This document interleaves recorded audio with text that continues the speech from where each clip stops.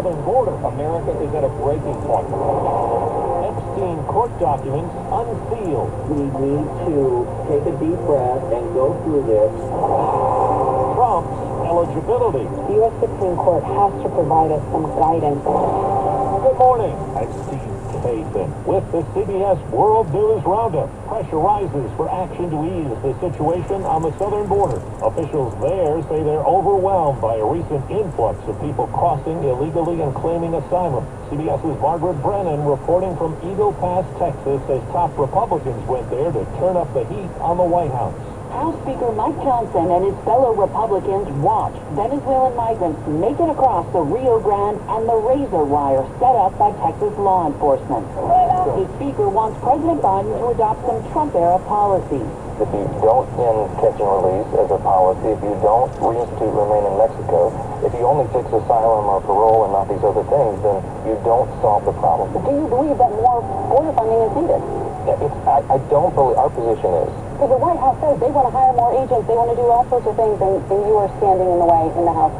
Absolute nonsense. They have to solve the crisis here, and throwing more money at the broken system will not do that. The White House asked Congress for nearly $14 billion to hire immigration judges and agents, fund shelters, and provide surveillance technology. A bipartisan group of senators and the White House are trying to broker a compromise to combine that funding with policy changes. County police report an active shooter investigation at Perry High School in Perry, Iowa. Ambulances were called to the scene this morning. No official word on casualties. Hundreds of pages of court documents were unsealed last night in a civil suit involving late financier and convicted sex offender Jeffrey Epstein's accomplice, Ghislaine Maxwell. CBS's Nancy Chen says they include the names of people not accused of wrongdoing and at least one former Epstein employee facing new allegations. Former President Bill Clinton and Britain's Prince Andrew are two of Jeffrey Epstein's most high-profile associates, publicly named in the more than 900 pages of mostly unredacted documents. In a 2016 deposition that wasn't unsealed until yesterday, accuser Johanna Schoberg says she was with Epstein, Ghislaine Maxwell, in Virginia Giuffre in 2001 when she met Prince Andrew at the millionaire's Manhattan home. She told attorneys that when they were taking a photo, I sat on Andrew's lap and Andrew put his hand on my breast.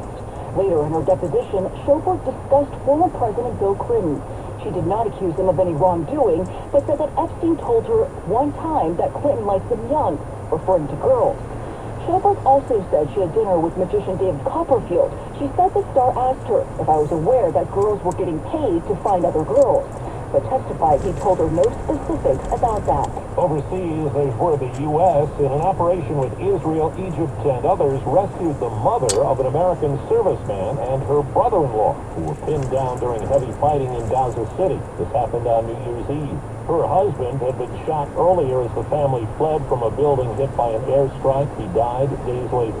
Former President Trump is asking the U.S. Supreme Court to overturn the Colorado ruling that removes him from that state's primary ballot under the constitutional provision that bars anyone who, quote, engaged in insurrection. CBS News election law contributor David Becker. He'll move quickly to try to resolve this case, hopefully on the merits, as quickly as possible, so that the entire nation will know whether or not under the 14th Amendment Donald Trump is qualified to run for the presidency. CBS's Ed O'Keefe has more from the campaign trail on the Republicans who are running well behind Trump. The clock is ticking down for Trump's opponents, and the attacks are picking up.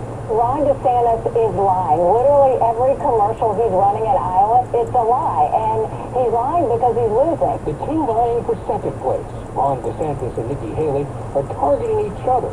Trump remains far ahead. Campaigning across western Iowa, DeSantis, still holding the second spot, threw punches in both directions. Donald Trump is running on his issues. Nikki Haley's running on her donors' issues. I'm running on your issues. Haley, the former UN ambassador, has been packing venues in New Hampshire. She and allied super PACs are targeting DeSantis. Phony Ron DeSantis. While Trump relied on South Dakota's Governor Kristi Noem to make his case in Iowa last night. We're going to make sure that President Donald J. Trump is the next president. 5 minutes after the hour. Well, that's today's news.